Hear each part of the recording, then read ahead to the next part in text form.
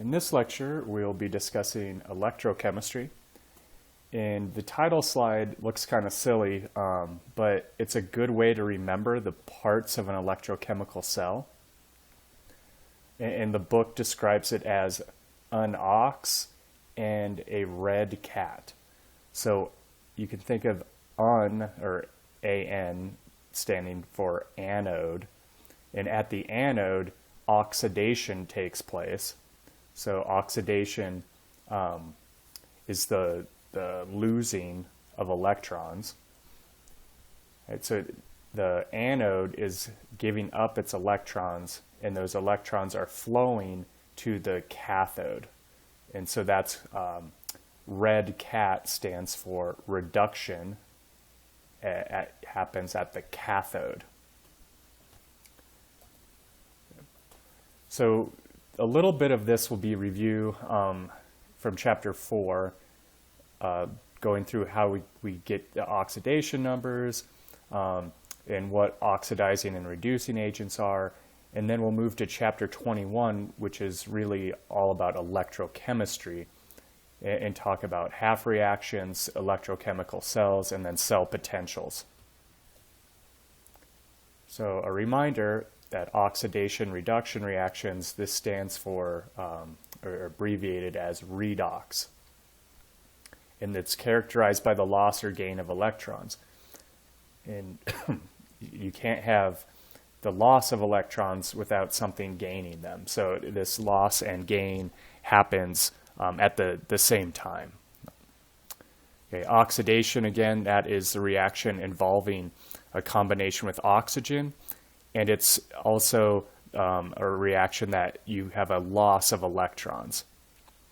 Right? When you combine with oxygen, your oxidation number changes, and in general, the more electronegative oxygen is pulling away electron density from whatever it's binding with. And okay, so these two things are not necessarily mutually exclusive. Okay. Reduction is kind of weird because reduction is the gaining of electrons. So those reducing and gaining kind of mean the opposite thing. But what you're reducing is the oxidation number of the species that you're looking at, that's being reduced. Okay, here are the guidelines for assigning oxidation number. Elements in their elemental state have oxidation number of 0. Monatomic ions, the oxidation number is equal to the charge of the ion. So example, lithium plus has an oxidation number of 1. Oxidation number for oxygen in most compounds is -2. Peroxide is the only real difference in there, and that's because an oxygen is bonding to another oxygen in that molecule, and so they have -1 oxidation states in that molecule. Oxidation number of hydrogen is +1, example H2O, except for metal hydrides. So like something like lithium hydride, the oxidation number is -1 in those metal hydrides. But for all other compounds, hydrogen is +1. Fluorine has an oxidation number of -1 in all of its compounds. Other halogens also have oxidation numbers of -1. Except when they combine with oxygen. And the examples, I'm not sure how many examples of that we'll see. So most of the time, you can assume halogens are -1. And the sum of the oxidation numbers will equal the charge of the molecular ion. So if your molecule has an overall charge, the sum of those oxidation numbers will add up to that charge. Right, and here's another just table of rules, general rules about assigning these oxidation numbers. Most of them we've covered on that previous slide. Right. Steps for balancing a redox reaction. You assign an oxidation number to all atoms in that chemical equation. Determine which elements undergo oxidation and which undergo reduction. So in this case, zinc is oxidized. because it's going from a 0 to a 2 state, and copper is being reduced because it's going from 2 to 0. And then you can split these up into half reactions. So zinc is losing electrons and copper is gaining them. And together, the half reactions, you can add these together so that the electrons cancel each other out. And in this case, you're losing 2 electrons from zinc, and copper is gaining 2 electrons. So these balance, so we can just add it back up. If the number of electrons was different, then you'd have to multiply through by a certain factor. Okay, so that was a very quick review of that Chapter 4 material. All right, moving on to Chapter 21. Right, so here we have in this test tube, zinc is displacing hydrogen gas from this acidic solution. Okay, and so zinc is losing electrons. So this is the reactant that loses electrons. So it's being oxidized. Okay. And its oxidation number is increasing from a 0 to a +2. Right. The other reactant is gaining electrons. The ones that like the zinc is losing electrons. Those electrons that are lost by zinc have to be gained by something else. In this case, it's the protons. The hydrogen is gaining that electron, those electrons, I should say. Okay. So the term that we can call zinc, since it's being oxidized and it's causing something else to be reduced, is a reducing agent. Okay, reducing agents are the things that are oxidized. The opposite, the thing that's being reduced, is termed an oxidizing agent because you can think of it as causing zinc to be oxidized. And at reduction, your oxidation number is decreasing when the substance is being reduced. So we can write our half reactions for this. For zinc, zinc has given up 2 electrons to go to a +2 state. So that's the half reaction for oxidation. The half reaction for reduction would be 2H plus 2 electrons go to H2. So it's gaining the electrons. Right. Oxidation is the loss of electrons. Reduction is the gain of the electrons. These occur simultaneously. Right. Oxidation results in an increase in oxidation number, while reduction is a decrease. The oxidizing agent takes electrons from the substance that's being oxidized. The oxidizing agent is therefore reduced. Reducing agent gives electrons to the substance being reduced. The reducing agent is therefore oxidized. So let's try a review question. Is this a redox reaction? Probably, if we're talking about it in this class. If so, balance and identify the oxidizing agent. Okay. So, how can we tell if this is a redox reaction? Well, it's a combustion reaction, so that should clue us in that it is. But if you really want to determine that, you have to kind of go through every element and look at its oxidation number before and after the arrow.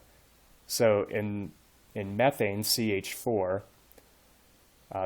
if we look at our rules, the rule we would use is that hydrogen in a compound is going to be in a +1 oxidation state. And then the next rule we have to use is the oxidation numbers for every element in the molecule has to add up to the charge. So there's no net charge on methane. We have 4 hydrogens that are each +1. So we have the carbon has to balance that out. So if we have +4 from hydrogen and we need this to add up to 0, carbon has to be a -4 oxidation state in methane. And oxygen O2, it's in its elemental form, so that oxidation number will be 0. The other way you can think of it is it's bonded to itself, another oxygen, and there's no real uneven sharing of electrons in that case, so the oxidation number should be 0. Okay. Now let's look on the other side of the arrow. Oxygen and CO2, it's in a compound now, and each oxygen is bound to the carbon, so the oxidation number on oxygen in a compound is going to be -2, right? Except if it's in hydrogen peroxide. So we have 2 of them, so that's a -4 for oxygens. So now carbon has to be a +4 to balance that out. Right. And let's look at H2O. Hydrogen, again, it's a +1. There are 2 of them. Oxygen is a -2. Right. So in this case, carbon is going from a -4 to a +4. Right, so it's -4 to +4. That means it's being oxidized. Its oxidation number is increasing, so it's giving up electrons. Hydrogen is a +1 on both sides, so there's no change there. Oxygen is going from 0 to -2 in both of these compounds. So 0 to -2 is a reducing of the oxidation number. So it's being reduced or gaining electrons. Okay. So the other way to call these, we would say CH4 is being oxidized, or it is the reducing agent. And O2 is being reduced, so it is the oxidizing agent.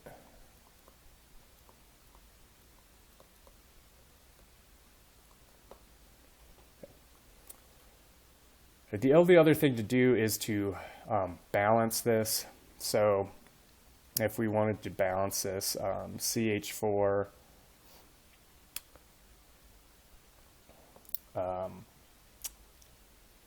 now let's just say carbon is going from a +4 oxidation state -4 oxidation state to a +4. So let's just say that's -4 oxidation state. This is a +4. How many electrons did it give up? Well, it gave up 8 electrons by doing that. Right, and O2 goes from 0 to -2, the oxygen in that. So we're really looking at let's just call this oxygen by themselves. So 0 to -2, you'd be gaining 2 electrons to go to that -2 state from a 0. Okay. So you're going to need to balance that number of electrons. So you need to, in a sense, have 4 oxygens for every carbon. So if we try to balance this equation, let's just put a 1 in front of carbon and a 4 in front of oxygen and see how that balances. Right, we'd have 1 CO2, so carbons are balanced. And then we would need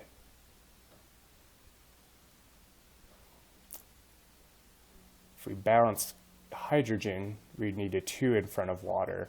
So that gives us 4, 1, 2, 3, 4 total oxygens. So this becomes a 2.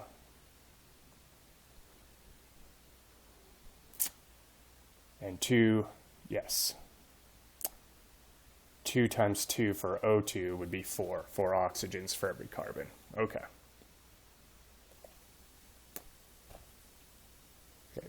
Type of redox reaction, what type of reaction is this? Right, the 2 half reactions.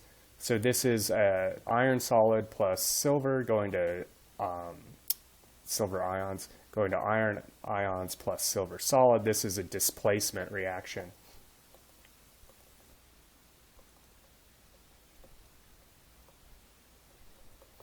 And the 2 half reactions for iron, we'd have iron solid going to iron 3 plus aqueous plus 3 electrons.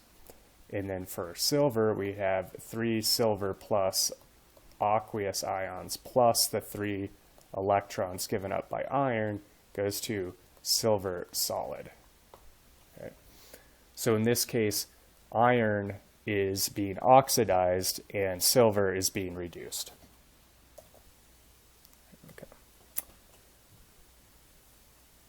In section 2, we're going to introduce the idea of an electrochemical or a voltaic cell.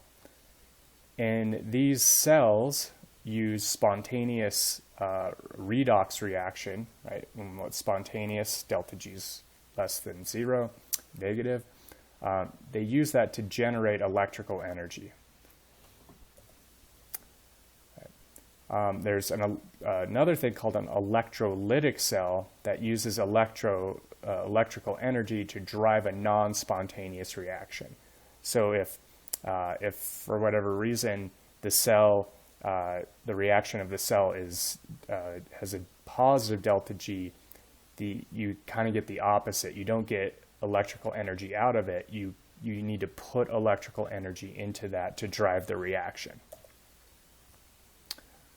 Okay, both types of cells are constructed using 2 electrodes placed in electrolyte solution. Right, the anode is the electrode at which oxidation occurs, remember unox, and the cathode is the electrode at which reduction occurs. So that's the red cat. Okay. I think we're going to focus primarily on the voltaic cells, not so much on the electrolytic cells. Okay. And in this case, we have an electrolyte that are anodes in, a particular electrolyte, and they're connected by a wire or something that's conductive to the cathode, which is in another electrolyte solution. And then this thing in the middle here is a salt bridge, and it allows the salt ions to go between the chambers.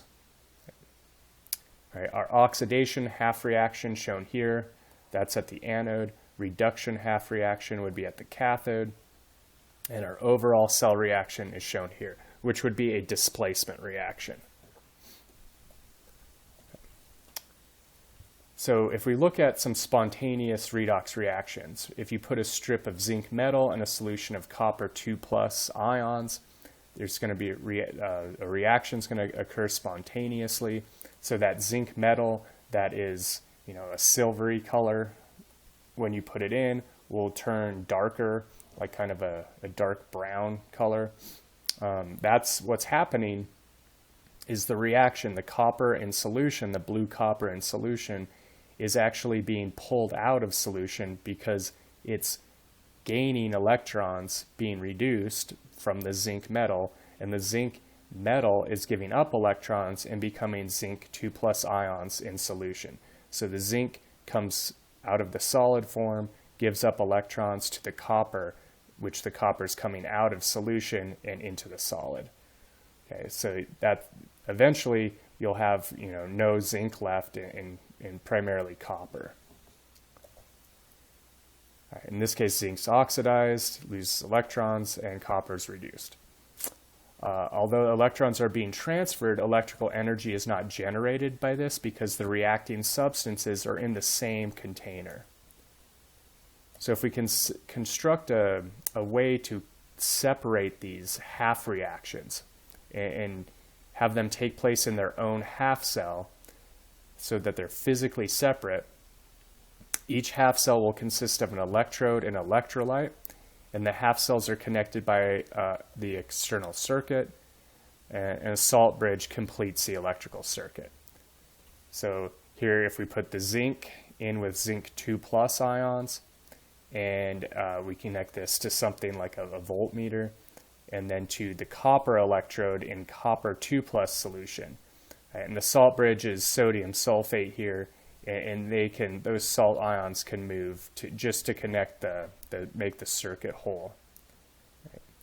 So what happens here is the zinc metal is going to give up electrons, and the electrons flow through the wire to the copper now. And when it does that, they'll come out in solution. So this anode, you'll be losing material from the anode into solution. The opposite happens at the copper. The electrons flow until they reach the chamber where they can add to copper 2+ ions in solution, and those get reduced into solid copper metal, which then plates onto the cathode. So the cathode would be growing in size in this example, and the anode would be shrinking. Okay, the oxidation half reaction would be the oxidation of zinc at the anode, and the reduction half reaction is the reduction of copper at the cathode. And overall, you can add these two together, and that gives you that displacement reaction. Okay, even though these are physically separate from each other, you still get that same displacement reaction occurring. Right, the oxidation or loss of electrons, again, occurs at the anode, and therefore it's the source of electrons. Right?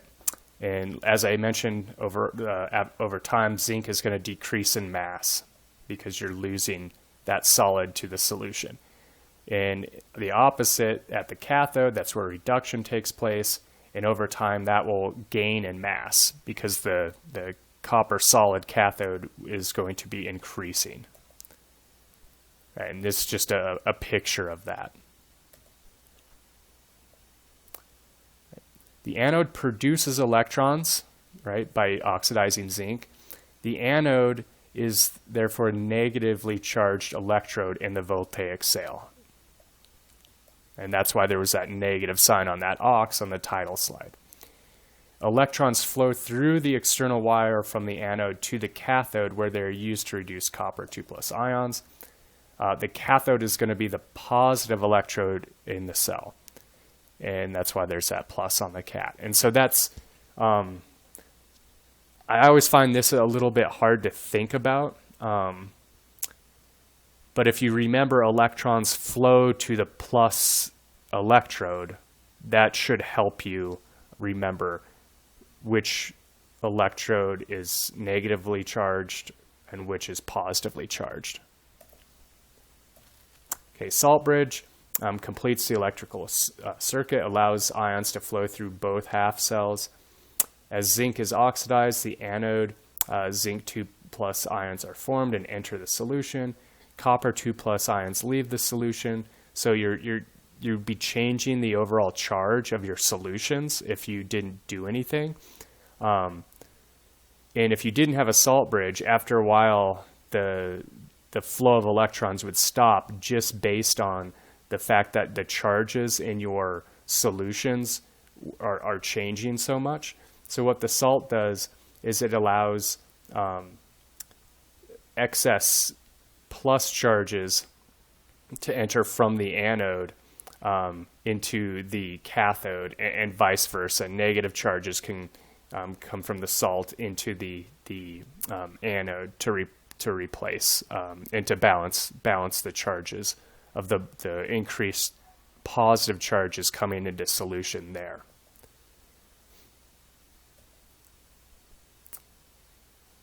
Right, so the flow of charge in a voltaic cell, electrons flow through the wire from the anode to the cathode. Cations move through the salt bridge from the anode to the anode solution to the cathode solution, and anions move through the salt bridge from the cathode solution to the anode solution. So that's the overall flow of charges. By convention, a voltaic cell is shown with the anode on the left and the cathode on the right. So we always try to show it with the anode on the left, cathode on the right. So your electrons will be flowing from left to right. There are what's known as, what we just saw was an example of an active anode that's actively participating in the reaction.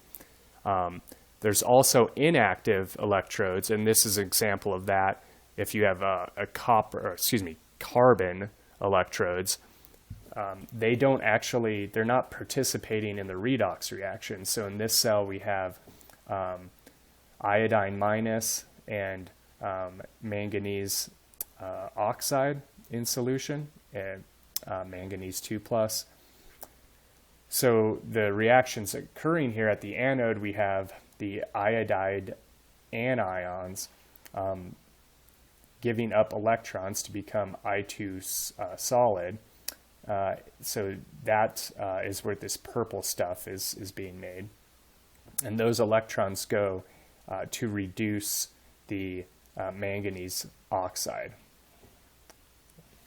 But the carbon, I keep calling it copper, the carbon electrodes aren't actively participating in either of these reactions, so you wouldn't lose mass or gain mass at the cathode with these. So the components of each half of a voltaic cell can be written in the same order as their half reactions. So this is the shorthand notation that we can use for a voltaic cell. So first we write at the anode what the anode is made out of, or the thing that's being oxidized at the anode. So in the example of our zinc and copper electrolytic cell, zinc anode, we'd write that solid. Then we'd write a single vertical line to separate zinc and its what it turns into. So it gives up electrons to become zinc 2 plus. We write a double dash, a double vertical line. That's indicating that's a separate cell now. So this was the anode. The cathode, then we write as the ion that's in solution at the cathode that's going to gain electrons, and then what it becomes. So it's copper 2 plus aqueous going to copper solid. So this kind of tells you the flow of electrons. Okay, anode components are on the left. As usual, cathode are on the right. Double line shows that the half cells are physically separated. Single line shows that a phase boundary between the components of the half cell. Okay, if needed, you could add concentrations of the dissolved components, could be given in parentheses. If that's not stated, you should assume that the concentrations are standard concentration, 1 molar. So let's try a practice question describing a voltaic cell with a diagram and notation. Okay, so for a voltaic cell that consists of one half cell with chromium electrode in a chromium nitrate solution, another half cell with a silver electrode in a silver nitrate solution, and a KNO3 salt bridge. Show the half equations and balance the net equation. Write in cell notation and draw a cell diagram. So number 1, half equations. So we have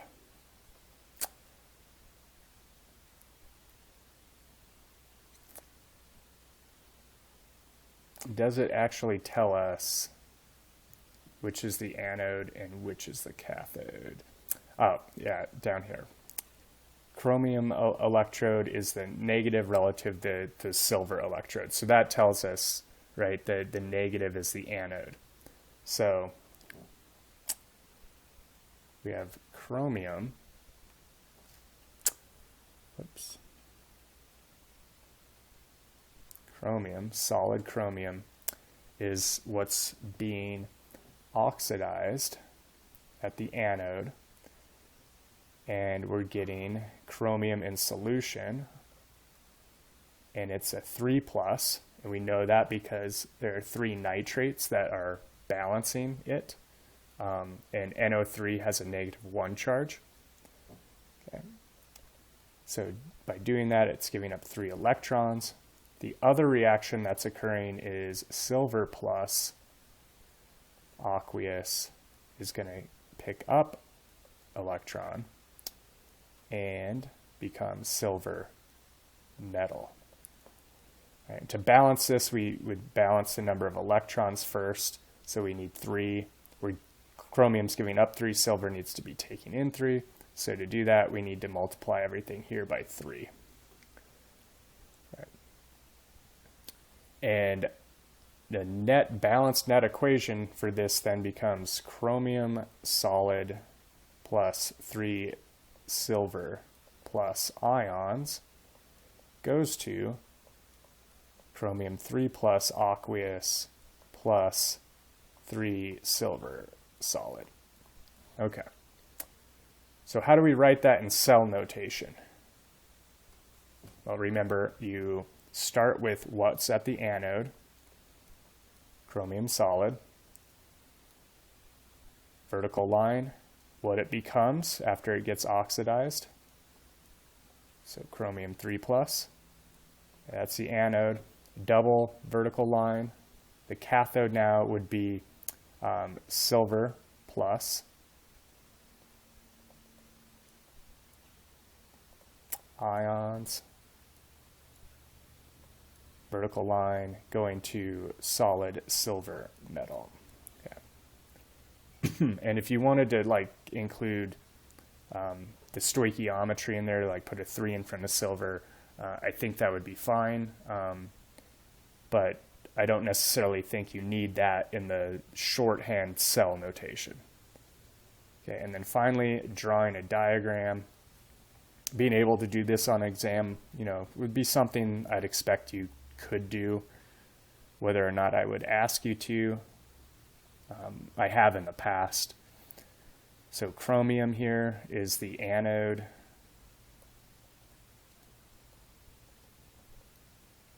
And we have Cr3 plus ions in solution. We also have NO3 minus ions there too. Okay, and then this goes here. You have some sort of a meter or load on that. This is made of silver. This is the cathode.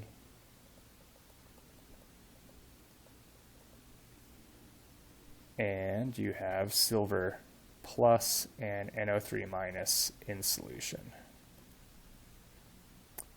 So in this case, you're gaining electrons, becoming silver, and in this one you're giving them up and becoming your ion. And then the other important part is the salt bridge, and I'm just going to draw it. I like drawing it like that, just straight. And in there you have NO3 minuses. That would be migrating more towards the anode, and potassium plus, which would be migrating more towards the cathode. Okay, and the flow of electrons, again, it goes from the anode to the cathode.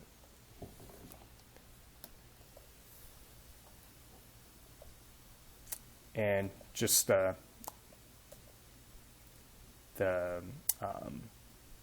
answers are also shown here, so you'd have them in your notes. Okay, moving on to section 3, cell potential. We can actually measure the potential energy of a voltaic cell to tell the output of it. Okay. When the switch is open and no reaction is occurring, each cell, or each half cell, is in an equilibrium state. So you're in this sort of equilibrium with the solid metal, between the solid metal and the aqueous ion in solution. Right. Zinc is a stronger reducing agent than copper, So the position of the zinc equilibrium lies farther to the right side than does the copper. All right. Zinc has a higher electrical potential than copper. When the switch is closed, electrons flow from zinc to copper to equalize the difference in the electrical potential. The spontaneous reaction occurs as a result of the different abilities of the metals to give up their electrons. A voltaic cell converts the spontaneous or the free energy of a spontaneous redox reaction into kinetic energy of electrons. Right, the cell potential, written as E of the cell, of a voltaic cell, depends on the difference in electrical potential between the two electrodes. Right, and cell potential is also called the voltage of the cell, or the electromotive force. Man, trouble saying that one. Which you can also abbreviate as EMF. So for if your cell potential is a positive value, it's a spontaneous. You can think of that as a spontaneous process. So that's a little bit different than the delta G, right? Delta G has to be negative. Cell potential has to be positive for it to be spontaneous. Here's just some common voltages of, certain cells. Things like batteries are cells. That's just a cell is kind of another term for battery. Okay, so alkaline flashlight batteries are 1.5 volts. The lead acid car batteries, those are about 2.1 volts. You usually have 6 cells in them to add up to 12 volts. Calculator battery, 1.3 volts, and so forth. Okay. How you measure it is by something like a voltmeter, right? If you set up your cell and then attached the leads of a voltmeter to each electrode, you could measure the potential. The standard, those are the ones you see tabulated with the little naught sign as a superscript. That just means that these cells are set up and measured at standard conditions. So 1 molar concentration, room temperature. And by convention, all standard electrode potentials refer to the half reaction written as reduction.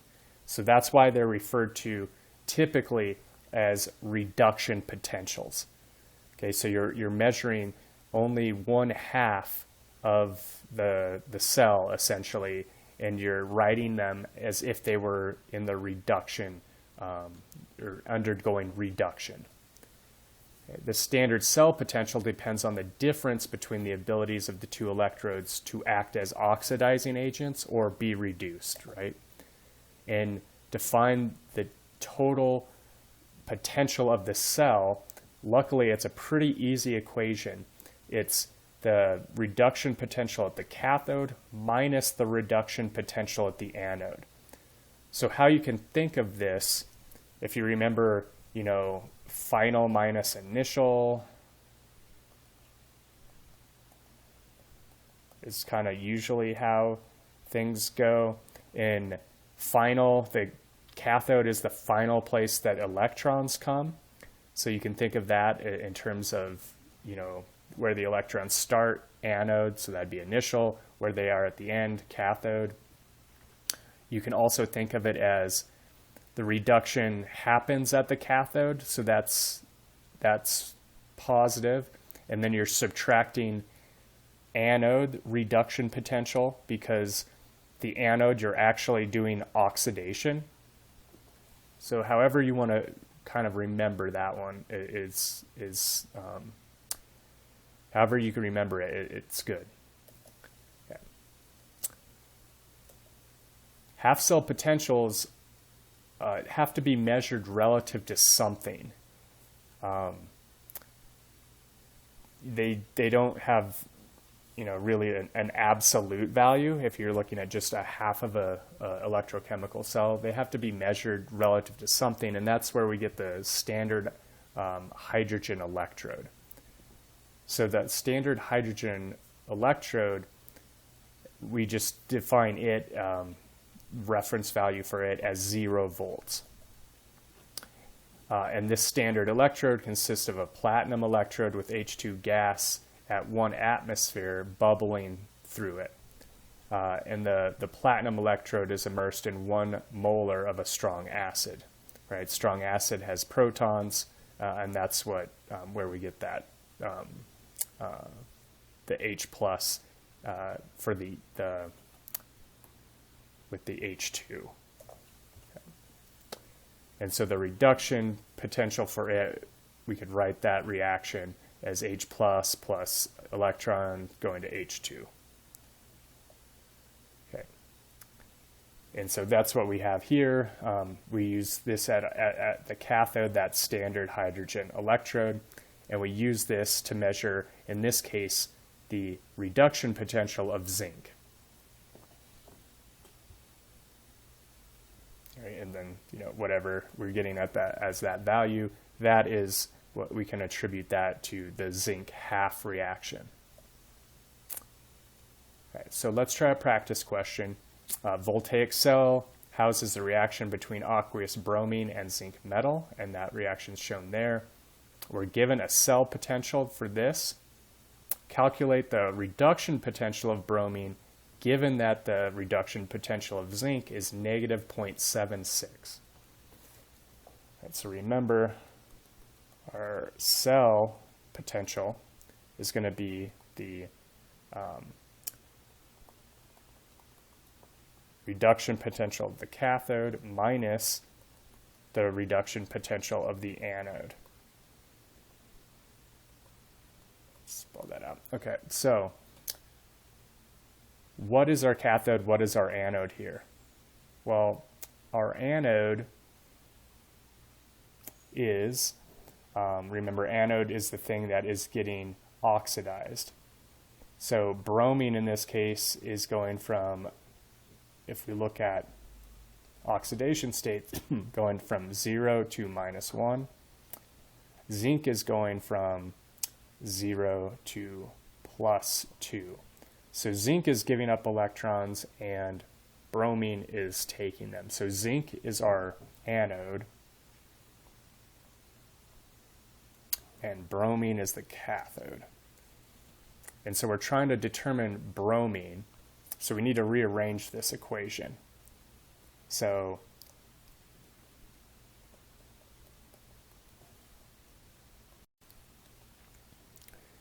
write this as reduction potential of bromine equals our cell potential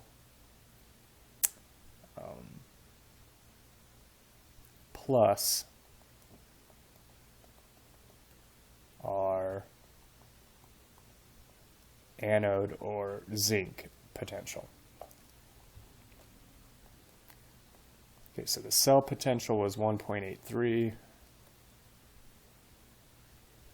and our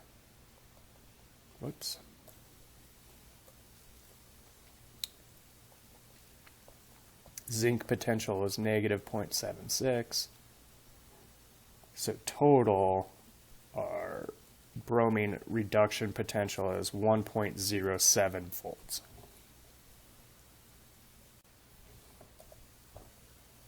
Okay. So these half cell values are, again, reduction potentials. So if you look at these values, that reflects the ability of that reactant to act as an oxidizing agent or the ability of it to be reduced. The more positive the reduction potential is, the more readily the reactant can act as an oxidizing agent, or the more readily it can be reduced. The more negative that value is, the more readily the product will act as a reducing agent or be oxidized, give up its electrons. So in this Here's a selected standard electrode potentials. So up here, these things would tend to be reduced more. They're more likely to be reduced. These are more likely to be oxidized. So if you're trying to construct a cell, a working cell that provides energy, your cathode has to be above your anode in this list. So the relative position of your cathode has to be higher than the relative position of your anode. Right? So this is increasing strength of oxidizing agents as you go up, and it's an increasing strength of reducing agent as you go down, or you can think of it as increasing likelihood of reduction as you go up, increasing likelihood of oxidation as you go down, or increasing ability to be a cathode as you go up, and increasing ability to be an anode as you go down. Okay. Right, so each half reaction, you're going to contain a reducing agent and an oxidizing agent.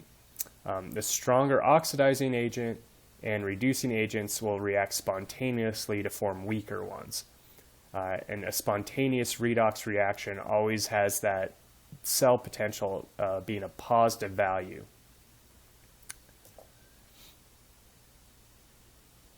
Right? And thus the oxidizing agent or cathode is always going to be the more positive reduction potential for its component. Okay? For a spontaneous voltaic cell. Right, so if we're given two choices, tin and silver, and the half reactions, and we're looking at reduction potentials, silver's 0.8, tin is minus 0.14. Which one would we choose for our cathode? Which would we choose for our anode? Well, you have to reverse the one half reaction into an oxidation step so that the difference between the reduction potentials will be positive. Right, so here the silver plus half reaction has more positive E value, so it has to be the reduction part or the cathode. So that one remains as written, right? And then you would reverse the tin 2 plus reaction. But when you do that, you don't reverse the sign. You keep the reduction potential the same. And that's because our equation for the cell potential is based on reduction potentials. Cathode minus reduction at the anode. Now, if you did reverse the sign of the reduction potentials when you flipped it for oxidation, this would have to be a positive, and then this potential would be for not reducing, but it'd be an oxidizing potential that you have to use. So just to keep the thing simple and standard convention, that's why this equation is minus the reduction potential. You could think of if you had tables of reduction potentials and tables of oxidation potentials, it would get rather confusing. So they just stick with reduction potentials and use the negative sign in that equation. Right, so when we reverse the tin reaction to an oxidation, we get this, and we can multiply the half reactions if necessary so that the number of electrons equal the number of gain. You multiply the equation, but you do not change that reduction potential. So the reduction potential stays the same when you're balancing these. Okay. Then you add the reactions together, you cancel common species, and you calculate the cell potential using that equation. Okay. So that's what's done here. Okay, we get our overall displacement reaction and our overall cell potential. So let's try a practice problem with this. We have three separate reactions that I'll try to fit on this page. We combine the following three half reactions into three balanced equations for spontaneous reactions and calculate the cell potential for each. Rank the relative strengths of oxidizing and reducing agents. Okay, so just given the reduction potentials, let's first do oxidizing agents.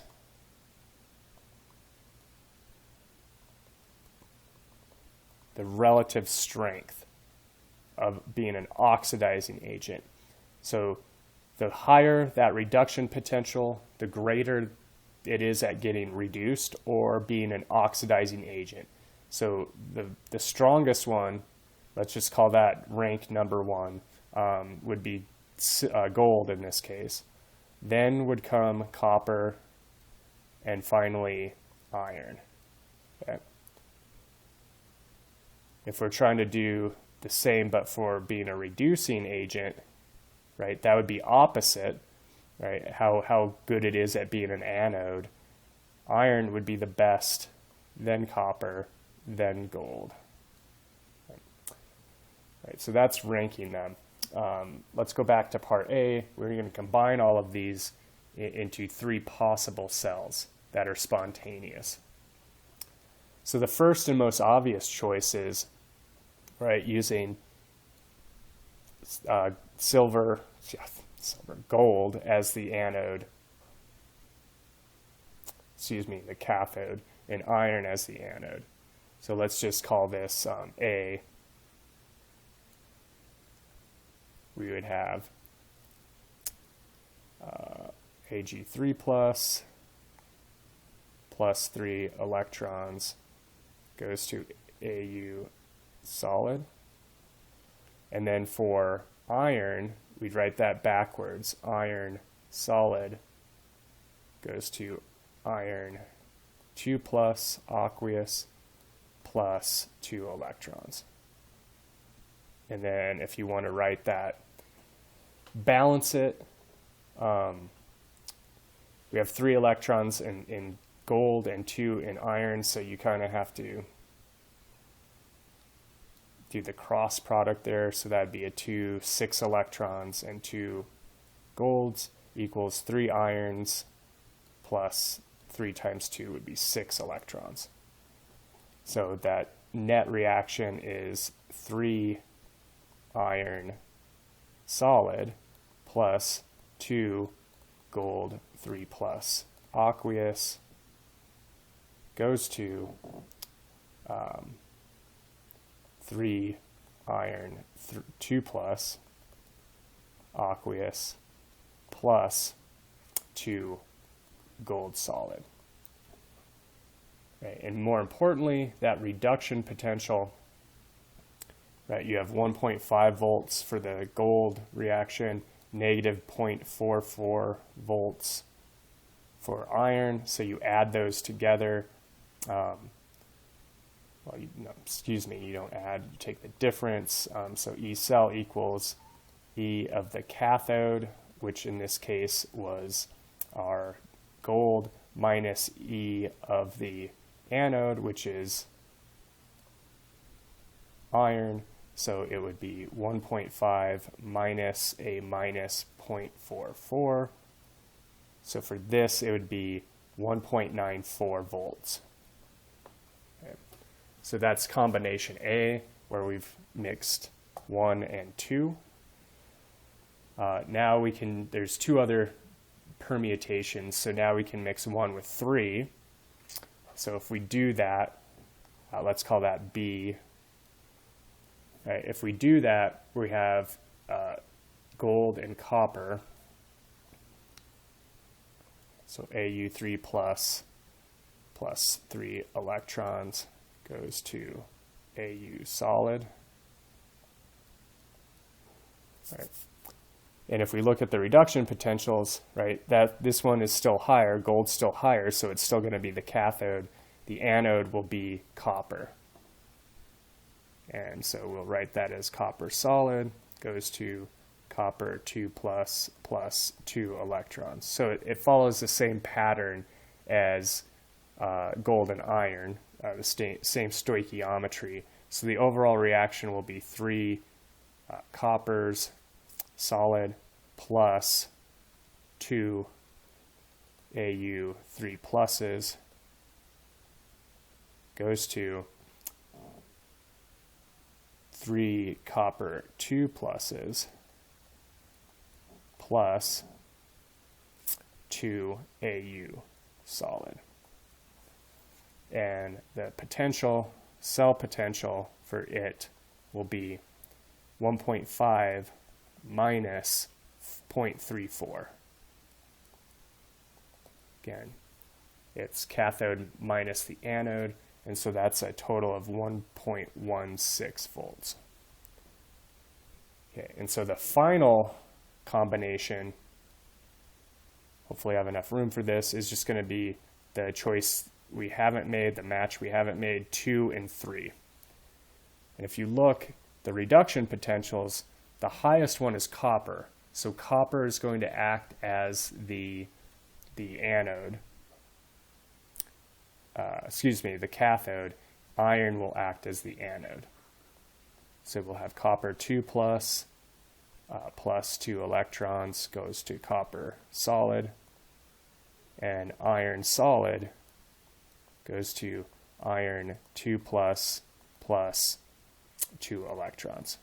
Right, so the electrons, that number balances, so this one's pretty easy. We don't have to multiply through by anything. So iron solid plus copper 2 plus goes to iron 2 plus copper solid. And finally, reduction potential for it. So cell potential is the cathode, which is 0.34, minus the anode, which is minus 0.44. So that cell potential is 0.78 volts. Okay. So we saw that for our combinations, right? A was the biggest cell potential, followed by B, and then followed finally by C.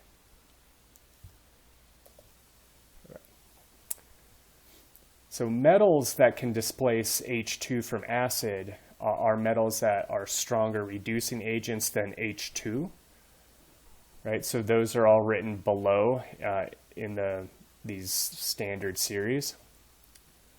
Right. So if you compare to that standard hydrogen electrode, the reaction that would be occurring is that solid metal is going to be giving up electrons to an acid and becoming